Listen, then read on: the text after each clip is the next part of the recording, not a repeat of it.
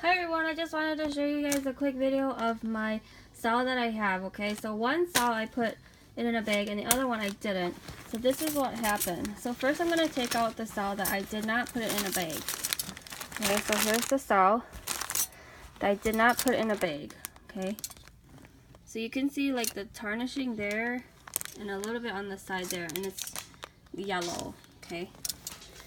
I don't know how good you can see that. But there, it's yellow. It's yellow, okay? You see that? Then I'm gonna show you guys the one that I kept in the bag. Here. This piece and this one. Look at the difference, okay? So, as you can see, this one that I left out is totally tarnishing, turning kind of brownish yellow compared to this one. There's no tarnishing at all on this one.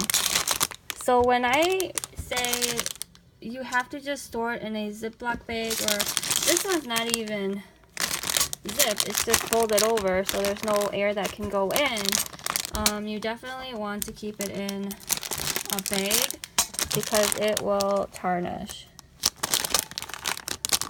So as you can see, this one versus this one, okay?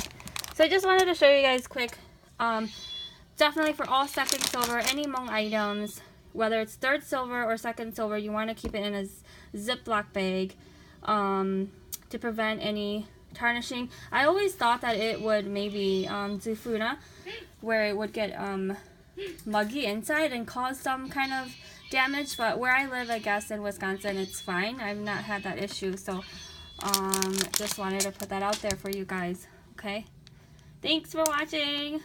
Have a good rest of the day.